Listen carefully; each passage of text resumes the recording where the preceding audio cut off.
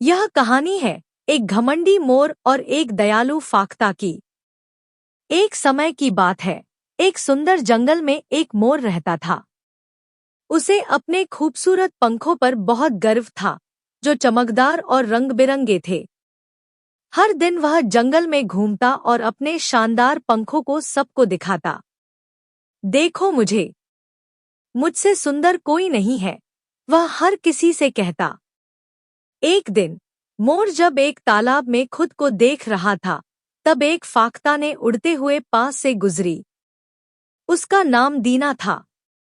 दीना बहुत साधारण और सुंदर थी। उसके पंख सफेद और हल्के थे।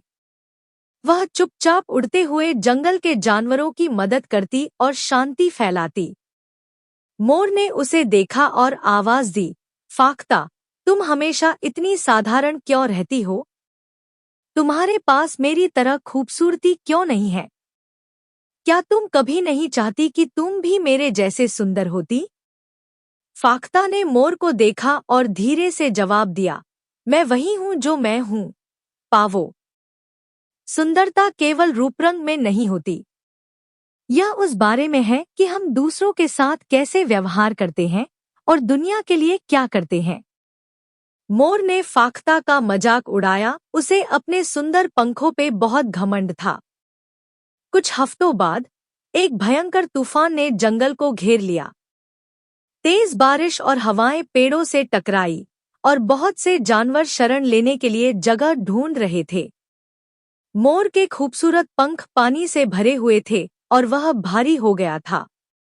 वह उड़ने की कोशिश करता, लेकिन बारिश ने उसे ढक लिया और उसका सुंदर पंख नीचे लटकने लगा।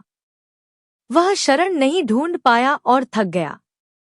इस बीच फाख्ता ने एक पेड़ में सुरक्षित स्थान ढूंढा और वहां अन्य जानवरों को भी जगह दी। उसने अपनी दया से सभी को शांति दी और वे तूफान से बच गए। जब तूफान खत्म हुआ तो जानवर इकट्ठा हुए। मोर, जो अब थका और गीला था, फाख्ता के पास गया। अब मुझे समझ में आया, उसने कहा।